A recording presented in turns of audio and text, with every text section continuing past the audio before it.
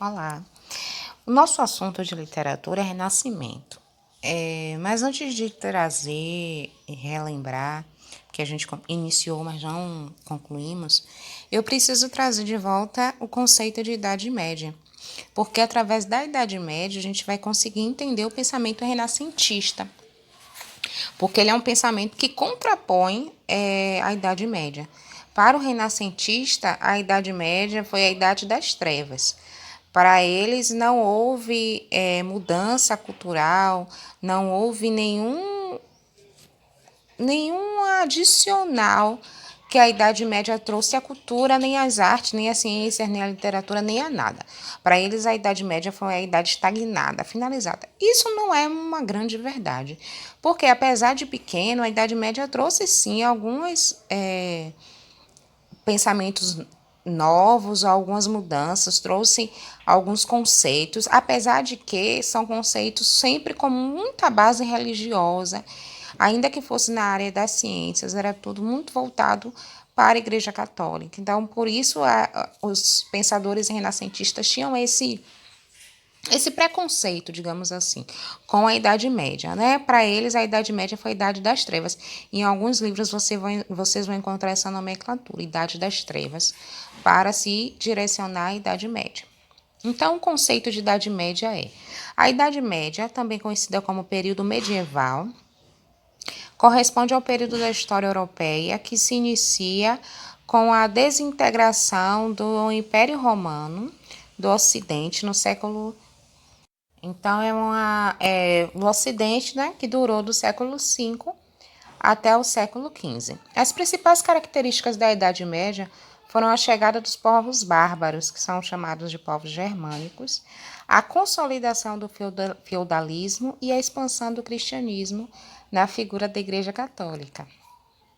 Feudalismo, eu creio que vocês já viram em história, é aquele sistema de economia onde eu tenho um senhor feudal que tem uma terra e ele permite que um camponês cultive na terra, mas boa parte de tudo que ele cultivar será dado ao senhor feudal como pagamento, né? Pela morada, pela comida. Na realidade, o que sobrava ao camponês era só o que dava para ele comer. Era vivenciar uma extrema miséria mesmo. Então, muitos com nada e poucos com muito. Era tipo 3 senhores feudais e 5.000 camponeses. Algo assim. Ou seja, as pessoas viviam em extrema miséria. E, diferente do Renascimento, na Idade Média, se você nascesse pobre, você morria pobre. Você não tinha essa ideia de que você em algum momento poderia crescer, juntar um dinheiro, até porque não dava para juntar nada, né? Porque os senhores feudais, juntamente com a Igreja Católica, eles não deixavam os camponeses com absolutamente nada, a ponto de que desse para guardar. Era tudo básico para a sobrevivência. Então, ela compreende do século V ao XV, aproximadamente, desde a queda de Roma até o Renascimento. Durante a Idade Média, a arte se manteve ligada à religião, preocupava-se em transmitir valores religiosos através da técnica dos afrescos, nas grandes decorações. As obras expressavam sentimentos místicos dos artistas. Era tudo voltado para a religião. Quando a gente for ver a aula de Renascimento, nós vamos perceber que no Renascimento se era questionada essa questão religiosa. Não que não era necessária a crença divina, mas que a crença divina não estaria em tudo. Até nas artes da Idade Média, nas artes medievais, tudo era voltado para o religioso, para o divino.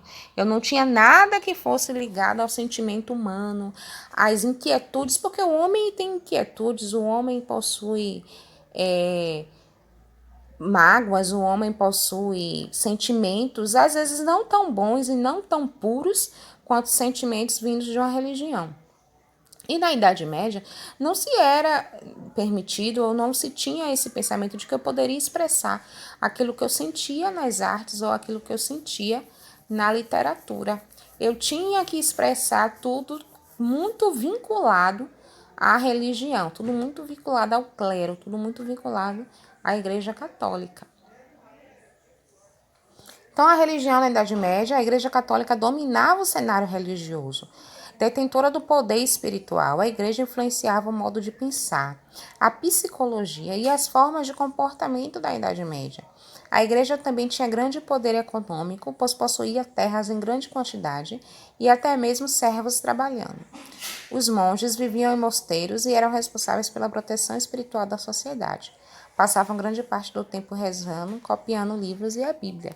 Então, foi o que eu acabei de dizer, né? A gente tem um sistema completamente religioso, voltado para a religião de uma forma muito exacerbada, de forma que tudo que fosse pensamento contrário à igreja era desconsiderado. É nessa época aí que a gente tem as cruzadas. Aquele pensamento de que qualquer pessoa que demonstrasse qualquer crítica à igreja, ela era sentenciada à morte.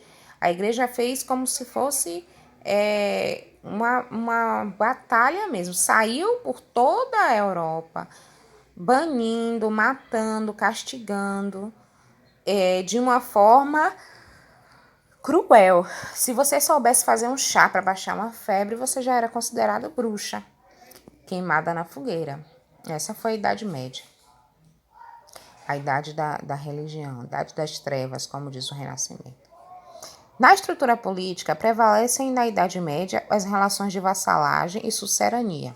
O sucerano era quem dava o lote de terra ao vassalo, sendo que este último deveria prestar fidelidade e ajuda ao seu sucerano.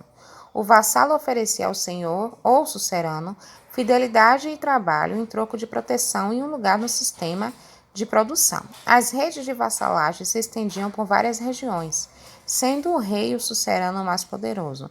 Todos os poderes jurídicos e econômicos e políticos concentravam-se nas mãos dos senhores feudais, donos dos lotes da terra. O sucerano e o vassalo era a estrutura do feudo, né? A estrutura básica do feudalismo, que foi o que eu já mencionei com vocês. Eu tinha um homem que detinha, sei lá, metade do país. E tinha milhões de pessoas que dependiam dele.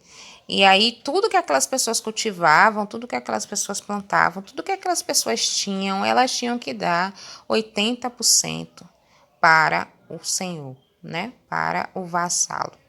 E o que ficava, 20% que ficava, era o básico para sobrevivência. Às vezes não dava nem para comprar nada que fosse supérfluo, né? Nem roupa, sapato, nada disso.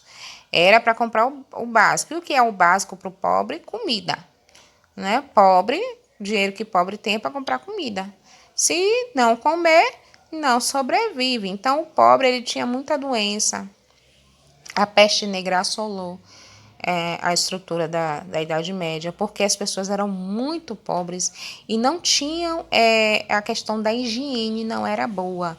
Não se tinha, né, comprar. Nessa época já existia uma estrutura de higiene, algo parecido, semelhante a um sabão, que dava para poder aciar, se lavar. Eles não tinham o costume também de tomar banho todos os dias. Tomar banho era muito caro, a água era muito caro para o camponês. Então, o camponês ele não tinha como tomar banho todos os dias. O banho era uma vez na semana, 2 no máximo. Então, com isso proliferou-se, né, doenças e grande parte da população foi dizimada. E da população pobre, porque o rico tinha acesso, né? O clero, a nobreza, o vassalo tinha acesso. Então, no início da Idade Média, o Império Romano divide-se em diversos reinos bárbaros. Eu tenho a difusão do cristianismo. Difusão é quando eu pego o cristianismo e começo a torná-lo popular.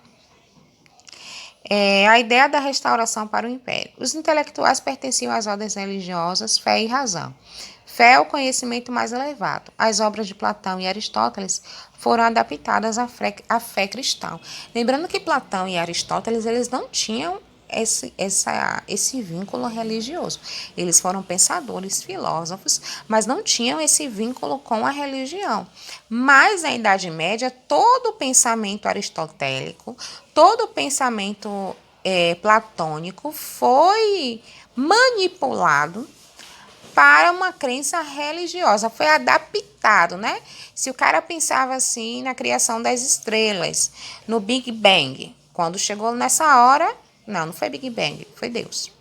Eu trouxe aqui para vocês algumas esculturas e pinturas da Idade Média. Eu quero que vocês prestem atenção para que no final vocês me digam qual é a semelhança, o que é que vocês viram em comum? Existe algo em comum em todas as esculturas, em todas as pinturas, em todas as artes da Idade Média. Tem algo que prevalece, né? Vocês vão encontrar uma relação existente entre as imagens. E eu quero que vocês observem as imagens.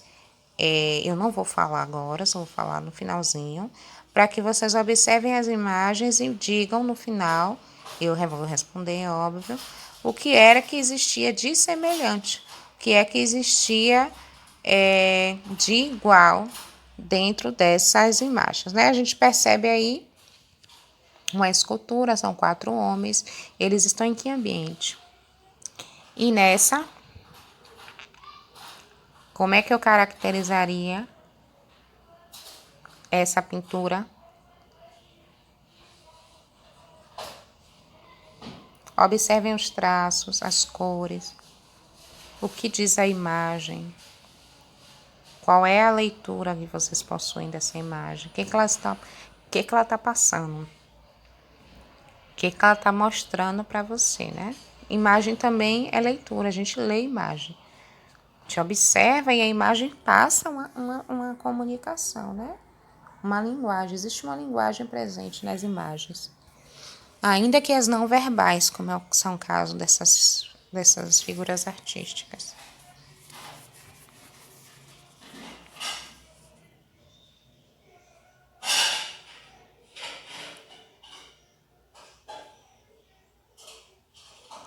E nessa, o que a gente observa? Ela tá pequena, mas a gente consegue dar um print e ampliar, algo assim.